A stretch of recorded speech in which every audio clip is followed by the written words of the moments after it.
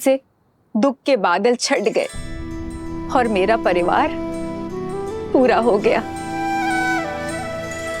राम, सीता, तुम दोनों अंधेरे जीवन में प्रकाश का दीप हो, दुखियारे जीवन में सुख और प्रीत हो। पुत्र की विजय पर माता का मुख उत्साह से दमकता है। आपकी आंखों में प्रसन्नता के अश्रु होने चाहिए माता। सत्य कहा तुमने सीता। मेरे कारण अयोध्या पर जो कलंक और ग्रहण लगा था, आज अयोध्या उससे मुक्त हुई है। ये अश्रु उसी की खुशी में। नहीं माता, आप ग्रहण नहीं, ईंधन है जिसने आपके प्रकाश को अयोध्या में ही नहीं पूरे संसार में प्रखर किया है।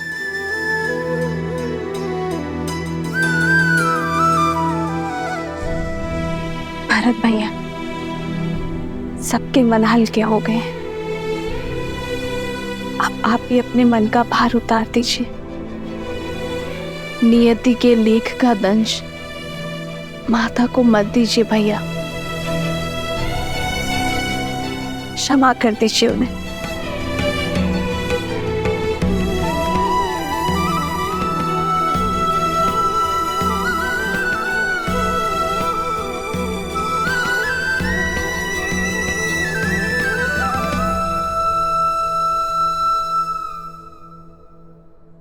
देखी परिवार प्रभु अति भावुक भाए, सबहि प्रेमा बस आरती गाए।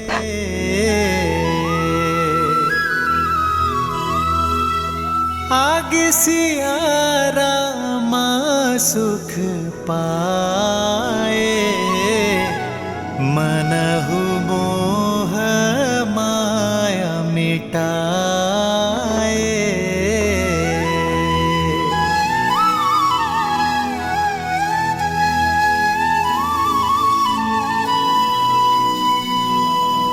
अयोध्या के प्रजाजनों, अयोध्या के कष्ट के मेघ छट चुके हैं।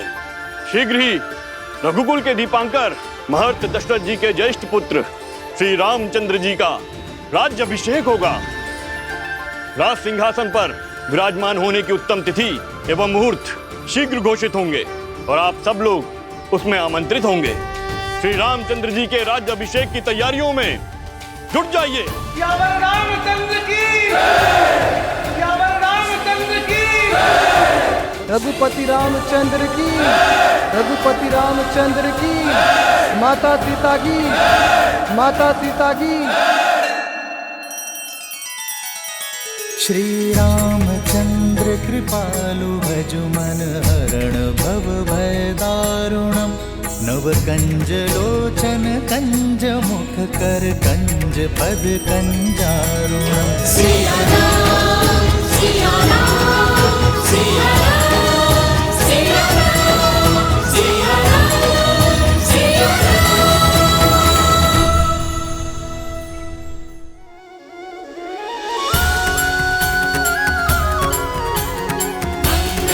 जय श्री राम, जय श्री राम, जय श्री राम, जय श्री राम।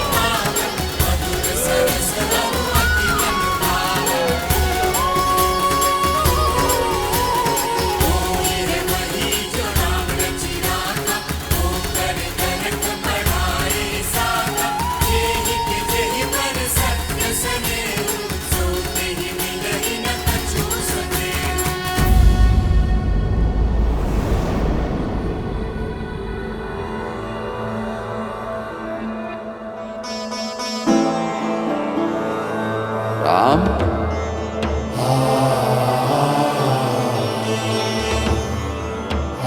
राम,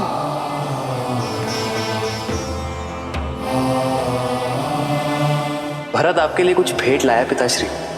मेरे पुत्र में इतनी अद्भुत प्रतिभा है, आशा करता हूं बाण भी उतने ही वेग से चलाते होंगे।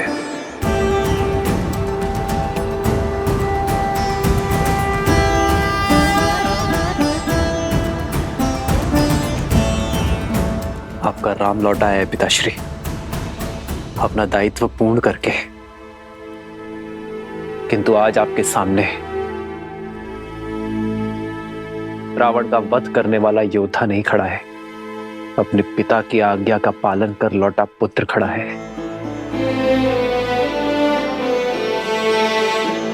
एक बार आपने कहा था कि पिता के आदेश केवल शब्द नहीं होते, वो कुल का आदर्श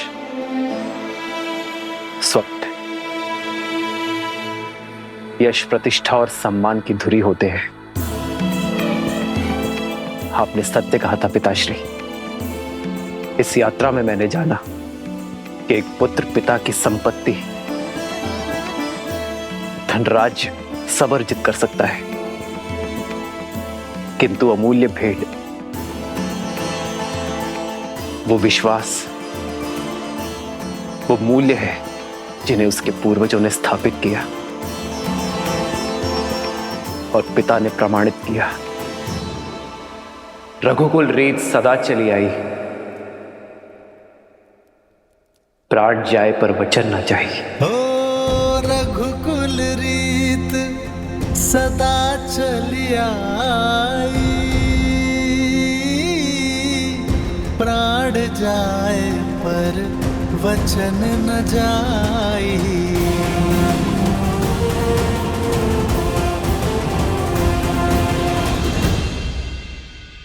मित्र, इतना समय हम आपके साथ रहे, आप हमें जानते हैं और हम आपको। किष्किंधा वासियों के मन में इच्छा है कि हमें भी अयोध्या देखने का, जानने का सौभाग्य मिले। हाँ प्रभु, हम सबने अयोध्या के बारे में बहुत सुना है और अब प्रभु जानना चाहते हैं। अवश्य हनुमान, कुछ क्षण आप सभी विश्राम कर लीजिए, मैं स्वयं आप दोनों को अयोध्या भ्रमण के लिए ले जाऊंगा।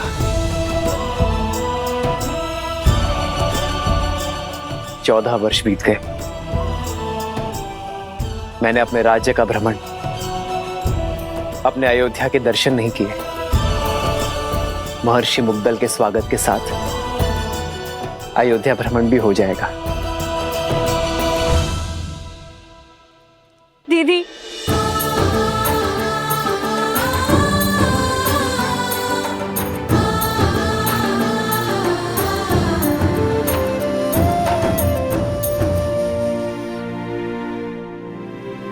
मुझे उर्मिला से मिलना है।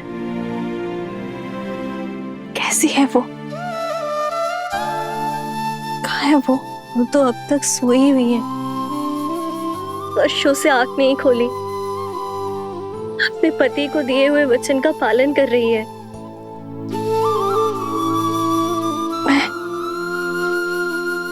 मैं देखना चाहती हूँ उसे, अभी इसी क्षण। मुझे ले चलो उसके पास।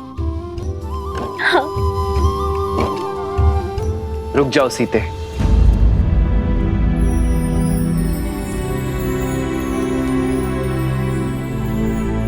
उर्मिला का प्रण पूरा होना अभी शेष है सीते। उर्मिला अपनी निद्रा केवल लक्ष्मण की उपस्थिति में ही तोड़ सकती है। जाओ लक्ष्मण, और जाकर अपनी पत्नी से मिलो। तुम्हारे और उर्मिला के सम्मिलित प्रण के कारण ही मेरा और सीता का प्रण पूरा हो पाया है।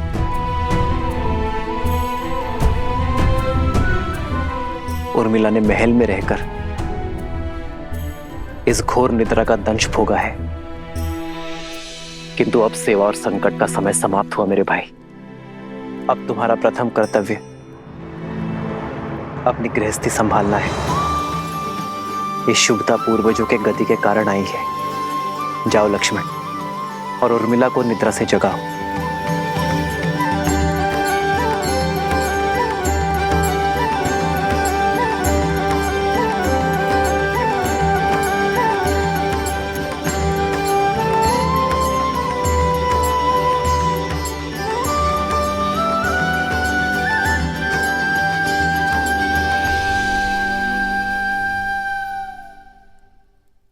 14 वर्ष तक मैं आपकी नींद लेती रहूंगी ताकि आप 14 वर्ष तक बिना सोए अपना धर्म निभा सके।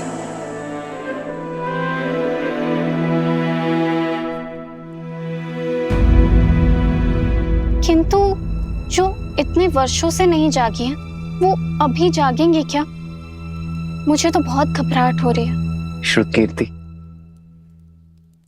निद्रा 4 प्रकार के होते हैं: परिश्रम, मदिरा, मोह और दुख।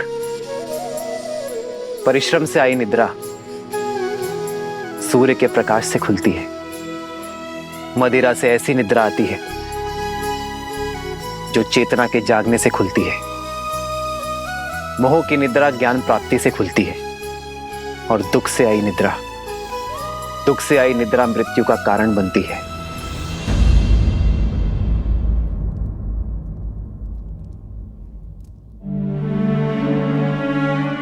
मैं जहां पर भी रहूं आर्य, मेरा मन सदैव आपके पास ही रहेगा। मेरी केवल एक ही इच्छा है आर्य, कि मैं जब भी अपनी आंखें खोलूं केवल आपको देखूं।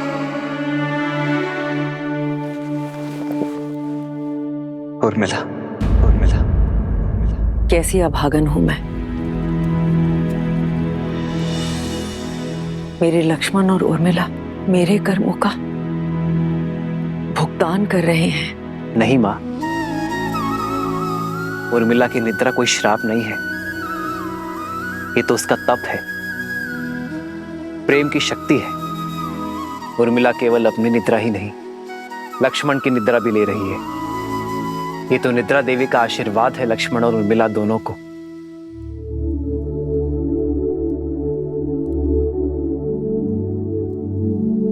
देखिएगा मां, लक्ष्मण के बुलाते ही उर्मिला अपनी निद्रा से जाग जाएगी। उठो उर्मिला, आंखें खोलो, देखो, मैं आया हूं।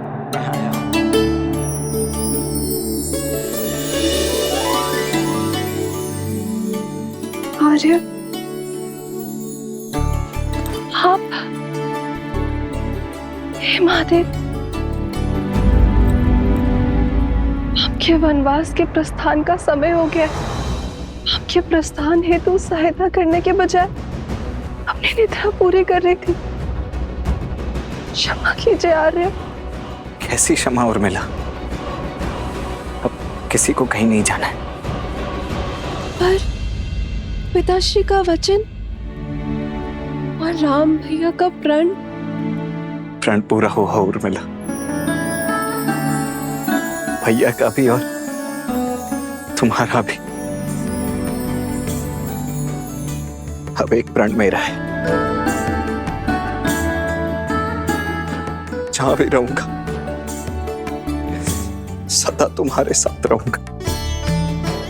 तुम्हारे प्रेम के सबल ने मुझे बहुत बल दिया है उर्मिला, इसके लिए बहुत बहुत धन्यवाद, कोटि कोटि धन्यवाद। क्या सच में 14 वर्ष तक आप अलग जिए बिना निद्रा के निकाल लिए? तुमने भी तो यहाँ 14 वर्षों तक बिना भोजन के बिताए हैं उर्मिला। तुम्हारी निद्रा ने मेरी थकान को हर लिया और मेरे भोजन ने तुम्हारे शरीर को पोषण दिया। दाम्पत्य जीवन का ये आदर्श, यही तो भैया ने हमारे माध्यम से संपूर्ण संसार को दिया है कि पति पत्नी दोनों एक दूसरे के पूरक होते हैं, जीवन के भी, प्राणों के भी और समर्पण के भी। और तुम्हारे समर्पण का तो कोई मूल्य ही नहीं है उर्मिला।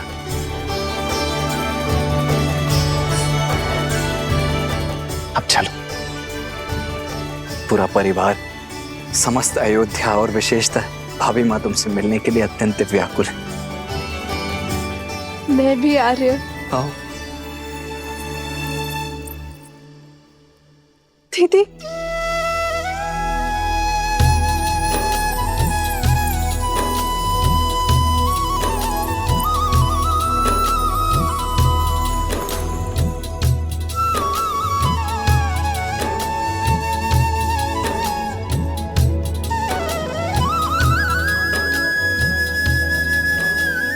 बचपन से लेकर आज तक मेरे हर निर्णय, हर कार्य में साथ दिया है तुमने।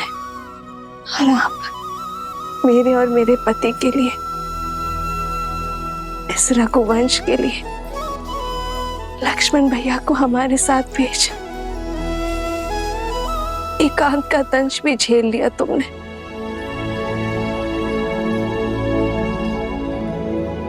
ना जाने ये ऋण कैसे चुका पाऊंगी मैं।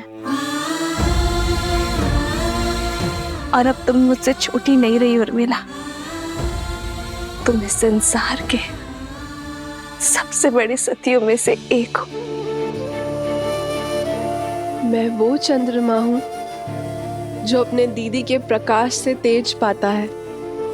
मैं आपसे कभी बड़ी हो ही नहीं सकती दीदी। और रही बात बहनों के बीच, ऋण की बेड़ी नहीं, आलिंगन का बंधन होता है।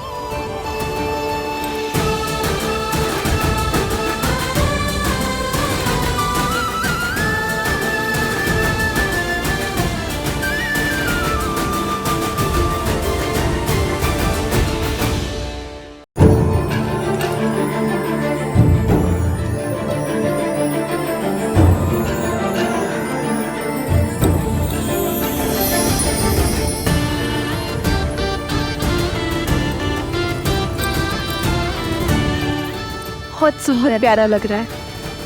ये कैसा है दीदी? अरे तुम सब यूं ही अब तक बातें कर रही हो। ऋषि मुद्गल के स्वागत की तैयारियां करनी है, वो आते ही होंगे। जी माता, वर्षों बाद बहनों से मिली तो कुछ स्मरण नहीं आया। मैं समझ सकती, जो पीड़ा तुम सबने भोगी है वो मेरे कारण ही तो है। नहीं माता, जितना कष्ट हमने सहा उससे कहीं अधिक आपने सहा, और शारीरिक कष्ट से कहीं अधिक मानसिक कष्ट होता है माता।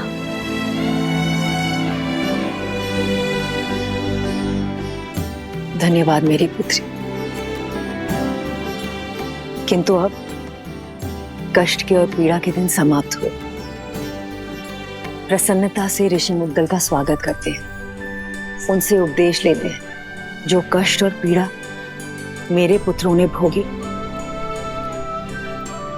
वो मेरे पोतों को ना भोगनी पड़े।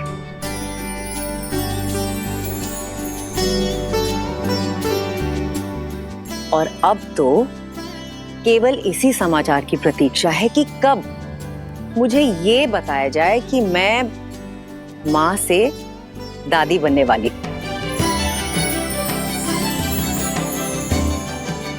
अरे तुम सब यूं ही शर्माती रहोगी या चलोगी मेरे साथ? शीघ्र चलो और गुरुजी का आशीर्वाद लो। जी। अयोध्या और श्री राम के जीवन से दुख का हर मेघ छट गया। अब सब शुभ ही होगा। इतनी शीघ्र भूल गए पुत्र? धूप छांव दिन रात की भांति ही अच्छाई और बुराई भी सदा साथ ही रहते हैं। दीपक की आवश्यकता तो वहीं होती है जहां अंधकार होता है, और लोग जलते हुए दीपक के प्रकाश में उसके नीचे पसरे हुए अंधकार को देखना भूल जाते हैं। जब सामने सब उचित प्रतीत हो रहा होता है, तभी पीछे से बुराई अपने पंख फैला रही होती है। अर्थात दुख की धूप हो या सुख की छांव, सदा सतर्क रहो। हाँ पुत्र, जब भी हम जीवन में कोई शुभ या मंगलमय कार्य करें, तब हमें अतिरिक्त सावधानी और सतर्कता बरतनी चाहिए। सत्य और धर्म की क्षमता पर विश्वास रखते हुए अपने तन मन को और अधिक दृढ़ करना चाहिए। प्रिय गणेश, वो देखो, श्री राम उसी योजना का शंखनाद कर रहे हैं। राम राज्य की स्थापना का आरंभ कर रहे हैं। नर रूप में नारायण को प्रत्येक समस्या का सामना करना होगा, हर कठिनाई का हल खोजना होगा, राम राज्य की स्थापना करनी होगी। ऋषिवर, मैं जानता हूं आप सबके मन में क्या चल रहा है, किंतु जो होना है वो अवश्य होगा। 2 दिन बाद शुभ मुहूर्त है और ये राज्याभिषेक के लिए सबसे शुभ है। श्री राम, भगवान सूर्य के आशीर्वाद से सूर्यवंश के अगले सिरमौर आप ही होंगे। आपने वन भ्रमण के समय जो ज्ञान और अंतर्दृष्टि अर्जित की है, उसको अपने साम्राज्य में उपयोग करने का समय आ गया है। दया, दंड और दर्शन, इसको अपना शस्त्र बनाइए। श्री राम, आपके मार्गदर्शन से जगत कल्याण की ओर अग्रसर होगा। सभी आशान्वित हैं कि आप एक आदर्श स्वराज्य की स्थापना करेंगे और संसार के लिए शुभता का मार्ग प्रशस्त करेंगे।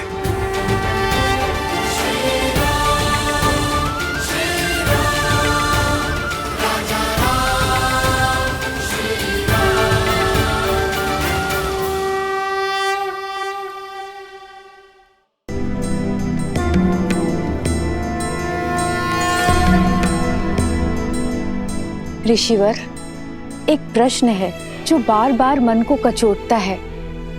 क्या उसका उत्तर मिल पाएगा? पूछिए राजमाता।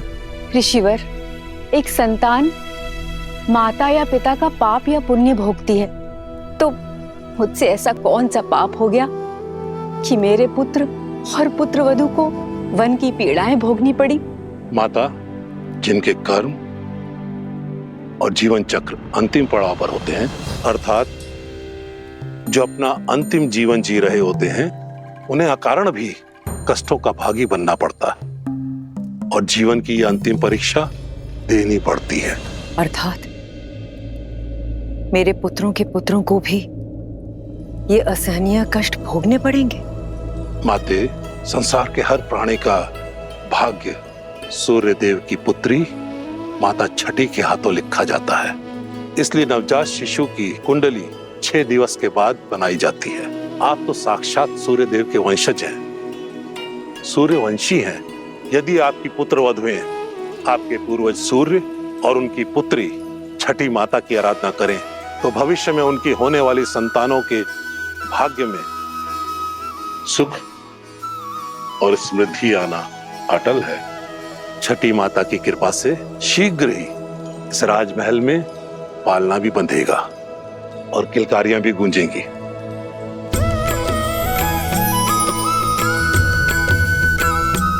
महर्षिवर, हम सभी बहनें छठी माता की पूजा अवश्य करेंगे। ऋषिवर, इस मन में मैं संदेह लेके आई थी, उस मन में आस भरने के लिए बहुत बहुत धन्यवाद।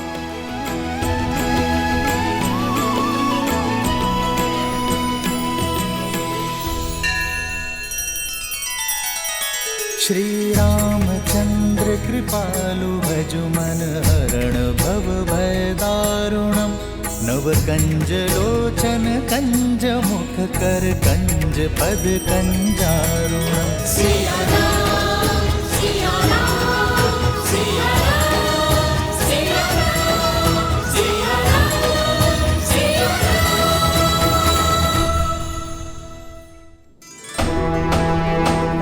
सुनो सुनो सुनो, 2 दिन के बाद हमारे श्री राम का राज्याभिषेक शुभ घड़ी में होने वाला है। सारी प्रजा को निमंत्रण है कि इस पावन अवसर पर उपस्थित रहे। सुनो सुनो सुनो। पूरा नगर पलके बिछाए आपका इंतजार कर रहा है। सभी के मुख पर आपका ही नाम, आप ही के द्वारा स्थापित होने वाले स्वराज्य की बात है।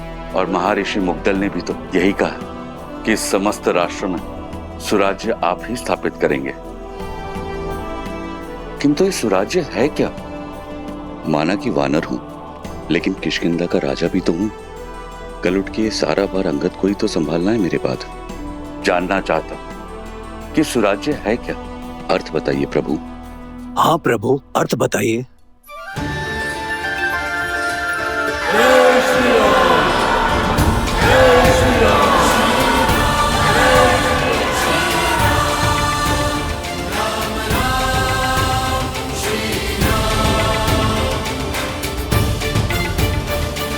सुराज्य का अर्थ जानना था ना मित्र।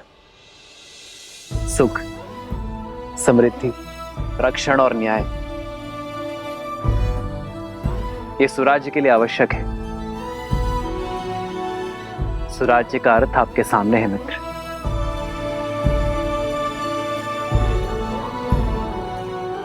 प्रजा के मुख पर जब खुशी हो, क्या वही स्वराज्य कहलाता है? जब राजा को देख प्रजा के मुख पर प्रसन्नता हो, वो सामान्य राज्य है। प्रजा के चेहरे पर जो स्मित है,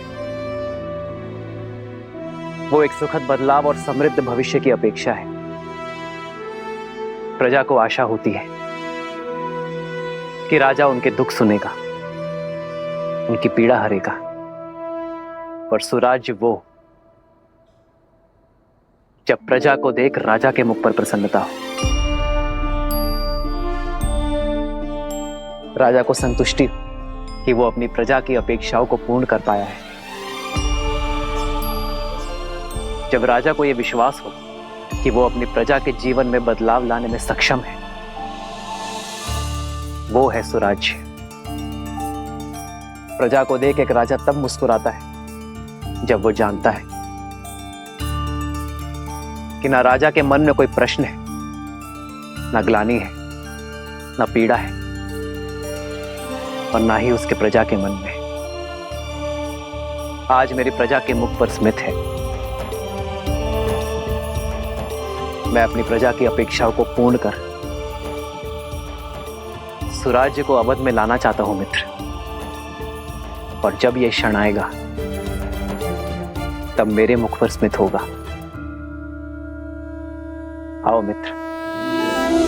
जय श्री राम, जय श्री राम, जय श्री राम, जय श्री राम,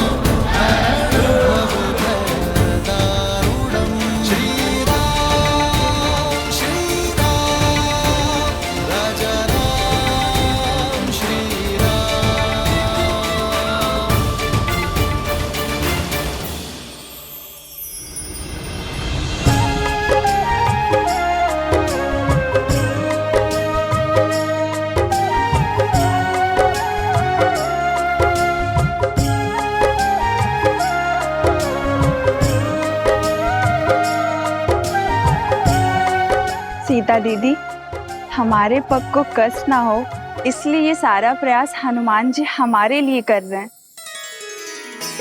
किंतु हमें ये सब भा नहीं रहा।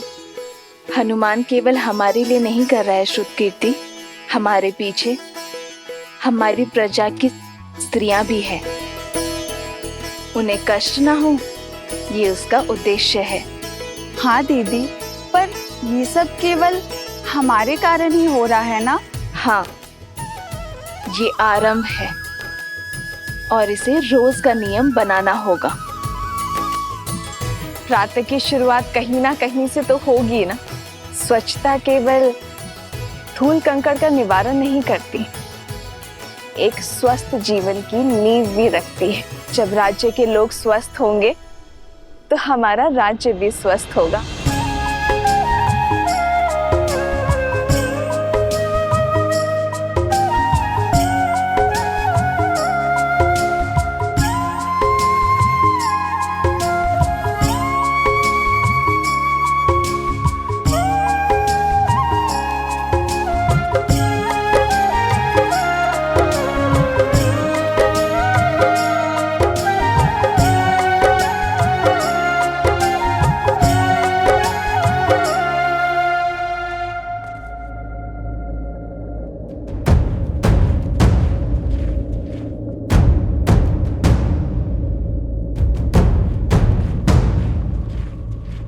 जिस दिन का स्वप्न मैं वर्षों से देख रहा था, वो दिन भव्य और गरिमापूर्ण होगा। इसमें कोई बाधा नहीं आएगी। मित्र, आपके राज्य अभिषेक की पावन घड़ी, उसमें सेना का नियोजन, क्या आपकी प्रजा के मन में भय का निर्माण नहीं होगा कि होने वाले राजा अपने राज्य अभिषेक से पहले सुरक्षा का प्रबंध कर रहे हैं कि कुछ अघटित ना हो? प्रजा और राज्य का रक्षण एक राजा का प्रथम कर्तव्य होता है मित्र। राज्य की सुरक्षा केवल आक्रमण के बाद ही नहीं, उसके पूर्व से करनी होती है। राज्य की सेना एक अन्यायी शासक के राज्य में प्रजा के मन में भय उत्पन्न करती है, तो वही राज्य की सेना एक न्यायपूर्वक शासक के राज्य में प्रजा को धैर्य, आत्मविश्वास और सुख की निद्रा देती है। सुराज्य के लिए राज्य और प्रजा की रक्षा हेतु सतर्क रहना अति आवश्यक है मित्र। जब प्रजा के मन में रक्षण का भय ना हो तो प्रत्येक व्यक्ति अपने कार्य का निर्वहन अधिक कार्यक्षमता के साथ करेगा। इससे राज्य सुख और समृद्धि के मार्ग पर चलेगा मित्र।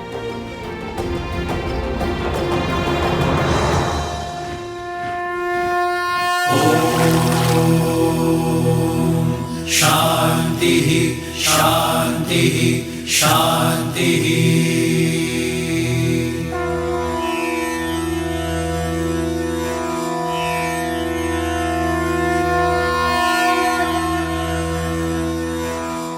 हे सूर्यदेव, रघुवंश की कुल वधु की आराधना और आभार स्वीकार करें। हे छठी मैया, ये समस्त राज्य हमारी संतान है, इनका भविष्य सुखमय और समृद्ध बनाइए। अपने तेज से हम सबके जीवन में सुख और समृद्धि का प्रकाश फैलाइए। करना कृपा इतनी मैया, बढ़े यश रघुवीर का, बढ़े यश रघुवीर का। फले फूले नगरी अयोध्या, पावन पड़े पीर का, पावन पड़े पीर।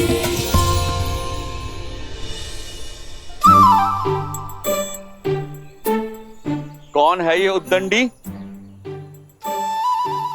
कहाँ छुपे हो? बाहर निकलो।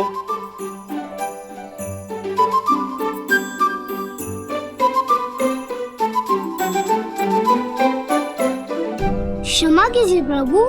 किस बात की क्षमा? वो हमारी गेंद आपको क्षति पहुंचाई। इसका दंड तो अवश्य मिलेगा, किंतु दंड से पहले एक बात जानना आवश्यक है कि किसी भी क्रीड़ा में ये विशेष ध्यान रखा जाए कि किसी को हानि ना हो, किसी को क्षति ना पहुंचे। जी प्रभु, हम दंड के लिए तैयार हैं। पहले वचन दो कि इस बात का ध्यान रखोगे। हम वचन देते हैं, अवश्य ध्यान रखेंगे। तो अब दंड के लिए सज्ज हो जाओ। अपना हाथ आगे करो।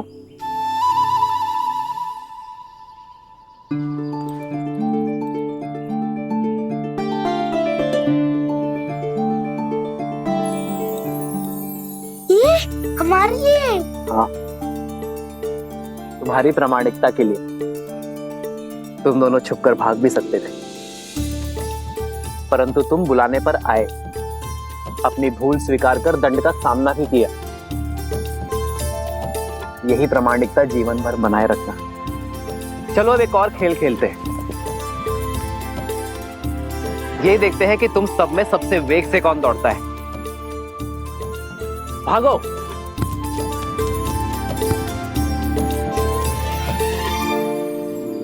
मित्र, राजा का धर्म तो सेवा है। आपने जो इनको ये धन दिया, ये ना लगे कि आप अपने धन का प्रदर्शन कर रहे हैं। जब राजा अपने स्वर्ण और रत्न का प्रदर्शन करता है, तब प्रजा का राज्य के प्रति शक्ति और सामर्थ्य बढ़ता है मित्र। एक राजा के लिए रत्न प्रदर्शन जितना आवश्यक है, उतना ही घातक धन का मोह है। जब राजा अपनी संपत्ति को लेकर निर्मोही होगा, तभी वो राज्य को सुराज्य की ओर ले जा पाएगा।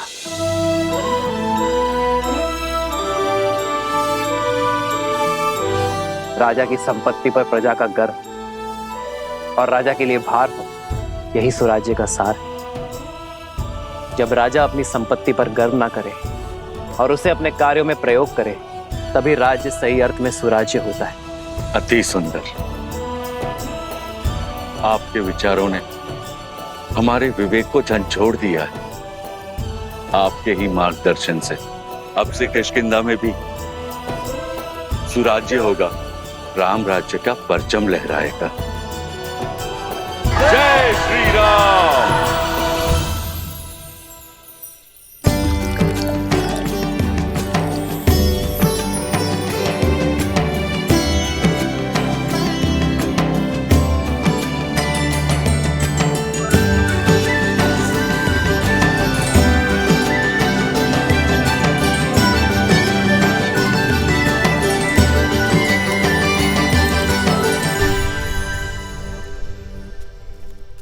अपराधी हो तुम सब। कैसा अपराध? क्या अपराध किया है हमने? अद्भुत। पहले चोरी, ऊपर से सीना चोरी। पहले हमारे जीविका के साधन की चोरी की इन ब्राह्मणों ने, और अब तुम वैध हो। तुम मेरी पत्नी के उपचार और चिकित्सा के लिए मुझसे धन मांग रहे हो, उसके प्राण बचाने के बजाय। मैं ब्राह्मण हूँ, चोरी जैसा शब्द मैं सोच भी नहीं सकता। और ये लकड़ियां यज्ञ के लिए है। ये मेरी जीविका और मेरा धर्म है। हाँ, और औषधियां मेरी जीविका हैं। यदि मैं अपनी औषधियां बिना मोल के दे दूं तो मेरा परिवार कैसे चलेगा? मित्र, ये तीनों ही अपनी जगह सही। अब इसका क्या उपाय है? सुराज्य का चौथा स्तंभ, न्याय। आओ मित्र। प्रभु, प्रणाम प्रभु। क्या हुआ? ये कोलाहल क्यों है अयोध्या में? कोई बात नहीं रघुनंदन, हम तो बस ऐसे। प्रजा का राजा से समस्या छुपाना राजा की हार और राज्य के पतन का सूचक है। निसंकोच कहिए।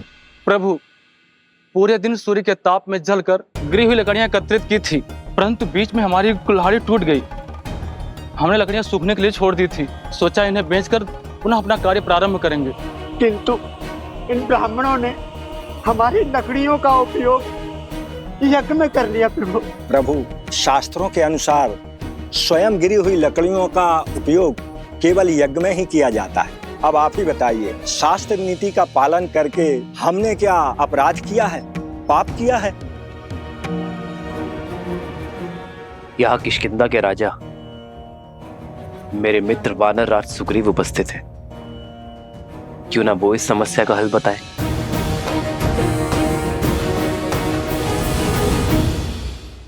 वही सत्य, इन ब्राह्मणों का कोई दोष नहीं।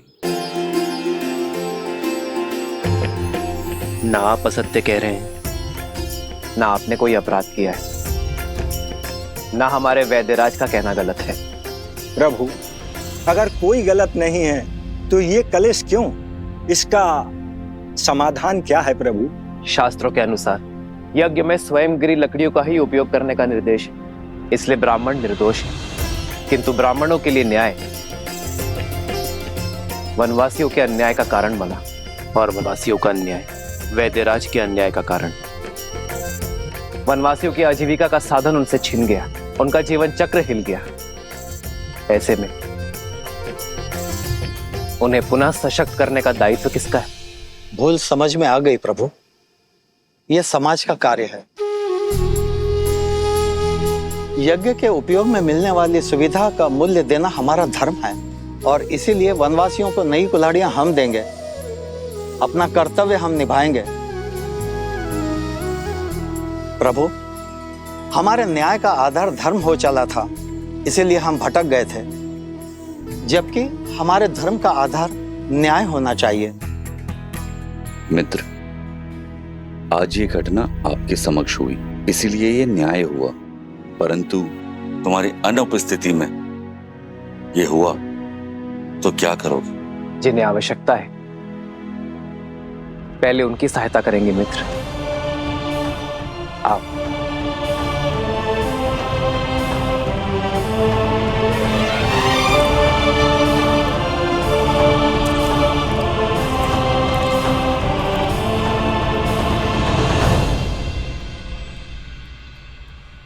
प्रभु। प्रणाम वैद्य जी, क्या मैं आपकी कुछ सहायता कर सकता हूँ? श्री राम श्री राम श्री राम श्री राम। श्री रामचंद्र कृपालु भजो मन हरण भव भय दारुणम। नव कंज लोचन कंज मुख कर पंच पद कंजारुणम।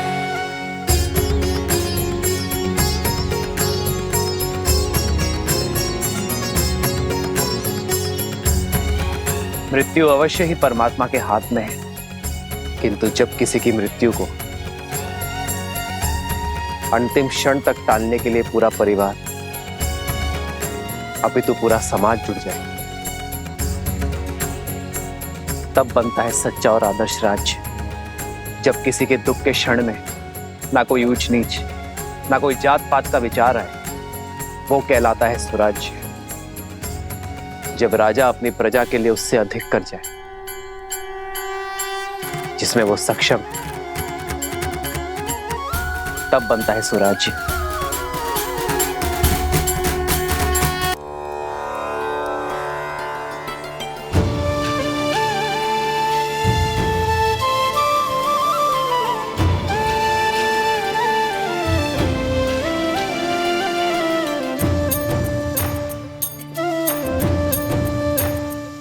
नहाए खाए के अर्थात स्नान और भोग के साथ छठ पर्व का पहला दिन प्रारंभ होता है। इस भोग को खाने के बाद हमें 36 घंटों का व्रत रखना होगा, अर्थात परसों भोर। ये व्रत शांति के लिए है। जहाँ शांति हो वहाँ सुख और समृद्धि अपने आप आ जाती है। ये राज्य मेरा परिवार है और इसकी शांति की कामना करती हूँ मैं छठी माँ।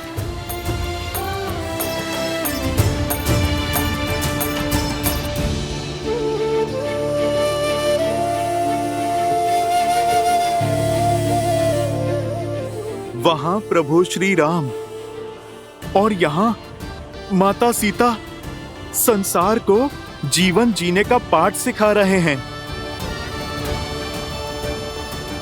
इतने से समय में इतना कुछ सीखकर मैं तो धन्य हो गया।